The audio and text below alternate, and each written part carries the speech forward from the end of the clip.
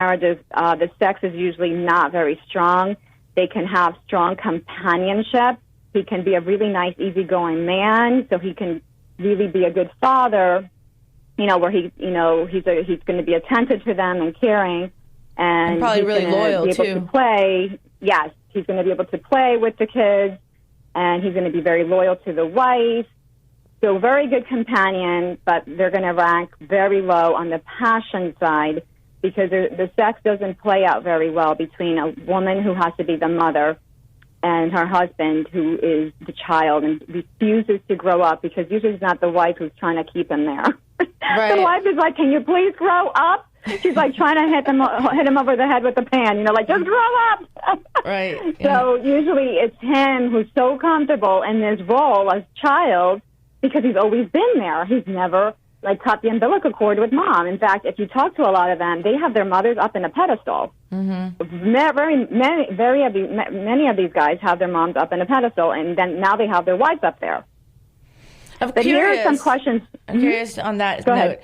just so we don't sound like we're gender specific or being sexist here. Would it be on the opposite end if would you call a wife who depends other way around, like a woman child, I guess, so to speak? Because some of us just end up calling them gold diggers or something. I don't know, but. Those will be the gold diggers. It's a different terminology. Yeah, that's exactly. It's a term. Yeah, and it's a completely different angle because the man-child kind of basically doesn't step up to protecting and providing. So therefore, the woman has to step up and be able to do the protecting and providing in the household. While the gold digger will still nurture and care for that man if she's not a narcissist, because if she's a narcissist, she's not going to care. Mm-hmm. It's all about her. But a lot of them are not narcissists. They're just immature women or women who cannot provide well for themselves. So they end up being the gold diggers, but they can still nurture and care for the man that they love or mm-hmm. they're married to. Those are usually stay-at-home moms as well, but not all. But the ones that marry for security and like to raise the kids and cook the dinner and clean the house and take care of the family, but have never sought a career. Is that so?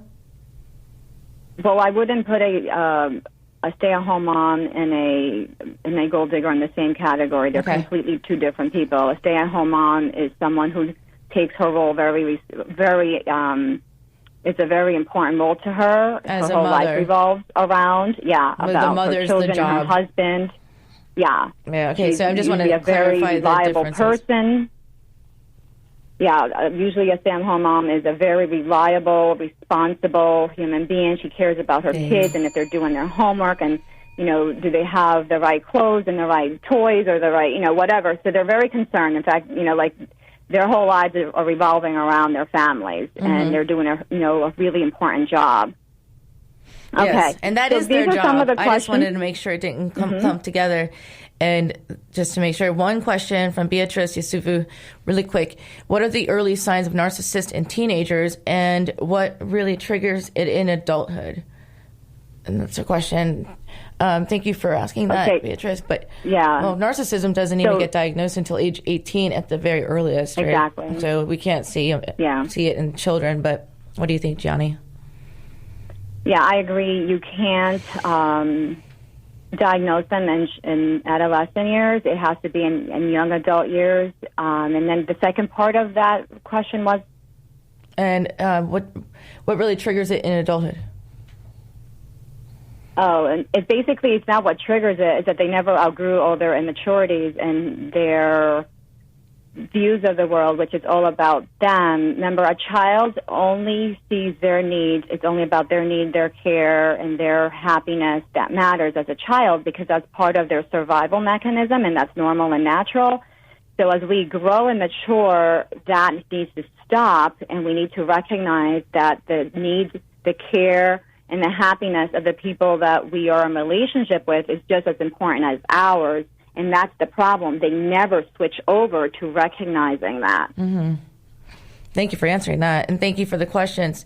And I want to get into some coping skills, what we're going to get into, but I'm going to put you on pause for a second. It's time for our second break.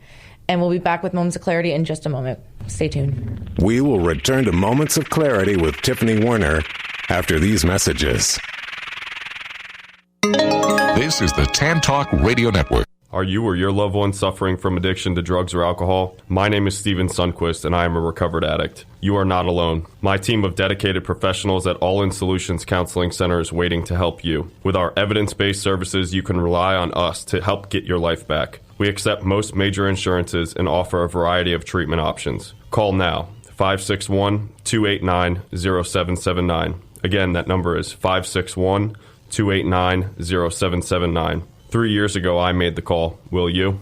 Are you looking for a great book? If you like to root for the underdog, Joe Potosi's book is a book for you. A real American Odyssey that will grab your attention with its fast-moving narrative. You won't be able to put this masterpiece down. When the Dust Settled by Joe Potosi. Go to Amazon, Barnes & Noble, or Zulin Press. Hi, this is Tiffany Warner, your host of Moments of Clarity. Living with a mental health disorder is not easy. If you or someone you know are struggling with this, please know it's so important to seek treatment, and I'm here to help. Please visit the website at momentsofclaritywithtiffany.com to view blog posts and resources on this site to help educate and inspire you to take action, because there's no shame in seeking help for mental health. While you're there, please take a few seconds to sign up for my email list. You'll get some extremely valuable educational and entertaining content that can be sent right to your inbox each week. Plus, you'll also get instant and free access to my guide on managing your anxiety. You can also follow me on Twitter at MOC with Tiffany and at Facebook at Tiffany Warner. And once again, the website is momentsofclaritywithtiffany.com. Thank you so much for your support and for listening to your show, because change can only come when we stand together as one. Hi, this is Tiffany Warner, your host of Moments of Clarity. I'd like to give a shout out to musician-songwriter Don Lawson, who wrote, produced, and performed all the vocals and instruments on my Moments of Clarity theme song. Don gained his inspiration as a mental health counselor himself. He's always looking for artists to record his songs, and you can hear more of Don's music at reverbnation.com/Don Lawson. You can also check him out on Twitter at Don Lawson Music. Thank you so much, Don, for your contribution to Moments of Clarity and ending the stigma on mental health. It's awesome. This is the Tan Talk Radio Network. Now back to Moments of Clarity with Tiffany Warner, licensed mental health counselor. To engage in the conversation, call 866-826-1340. Here's Tiffany. Hi, and welcome back. And this is Moments of Clarity. I am Tiffany Warner, licensed mental health counselor, and I'm your host.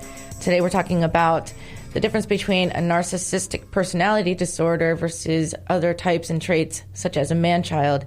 And my guest today is a specialist psychotherapist and #1 best-selling author. And I want to welcome back to Moments of Clarity, Jianny Adamo. Thanks, Tiffany.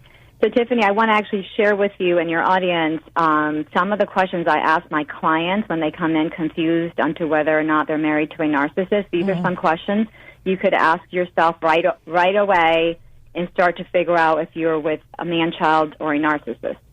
My first question that I asked that woman on the phone or in face-to-face session is, how does your husband show you compassion?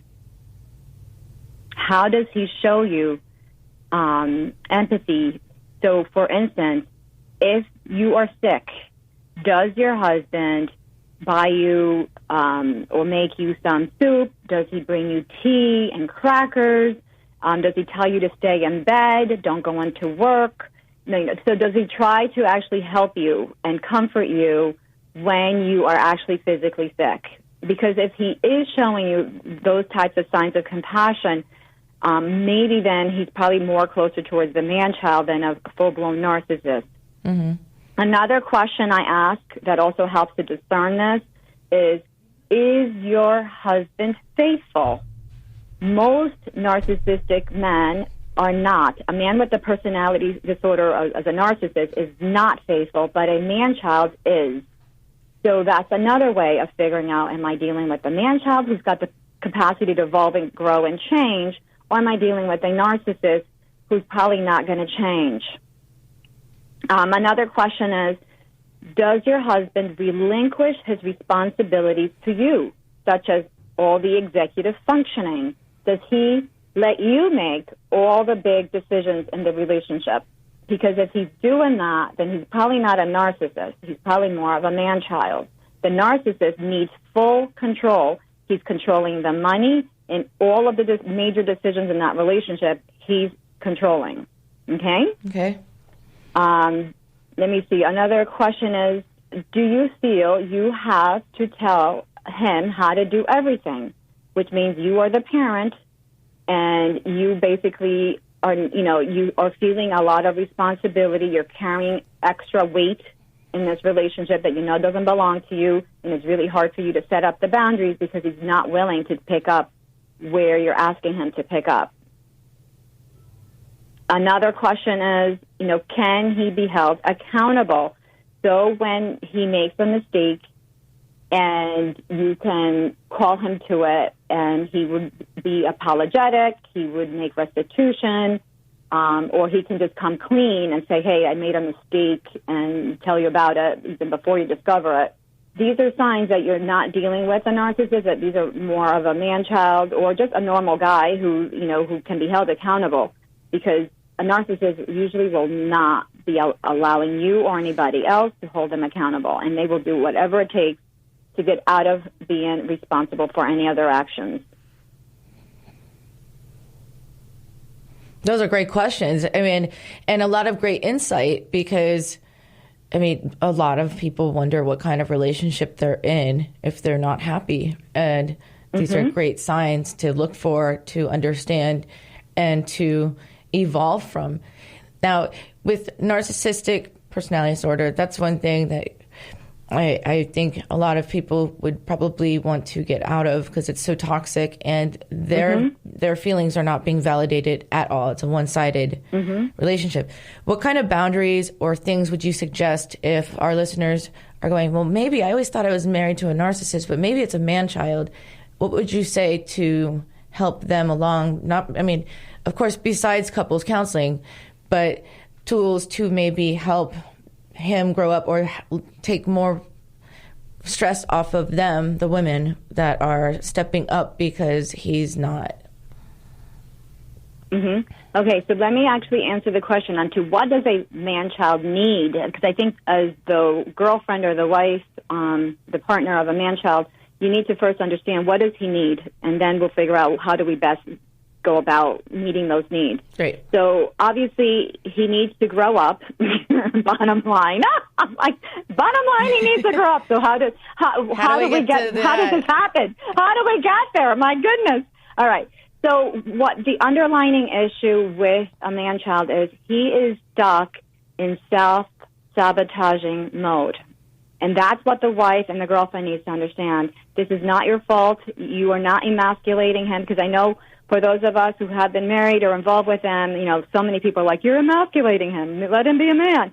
But the problem is he isn't willing to be a man, so you have to step up and be the man in the relationship. So the first thing is he's in self-sabotaging behaviors. So he will ultimately need to deal with, either through individual counseling, couples counseling, or a men's group, he will need to deal with how he sees himself as inadequate, incompetent, inferior, lazy, defeated, or as a failure. Because underneath the self-sabotaging behaviors, this is how he sees himself. And this is what you're up against, and you can't get through that. Okay? So that's the first situation.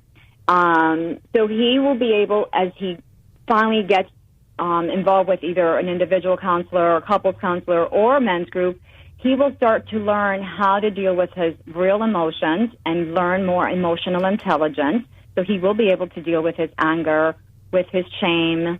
He will also hopefully learn to have relationship building skills, because he's going to have to become a better listener instead of having all these ready-made defenses that you're always up against. Okay? So he should be able to take feedback non-defensively. He should be able to receive influence from his wife or his girlfriend and not feel like he's being emasculated or, being made to feel small. So there is also, he needs to learn leadership skills with mentoring. So this is why it's important for him to be in some sort of mentoring relationship with other men or another man. that can be a role model for him. So these are all good outlets for him to start evolving and growing. So